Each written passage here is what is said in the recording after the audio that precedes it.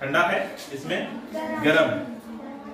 अब देखिए ये ठंडे पानी में मैं थोड़ा सा क्या करता हूं, कलर, थोड़ा सा क्या करता हूं, कलर।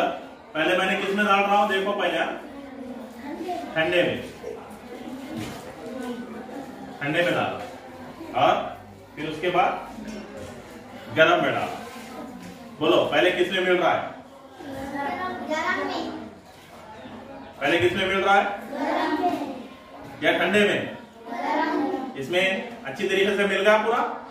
इसमें कौन जीता, कौन जीता?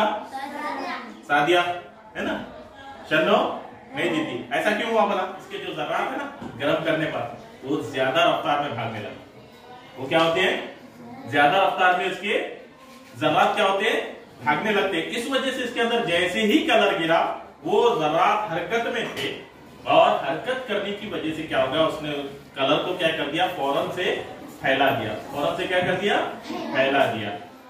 समझ में आया?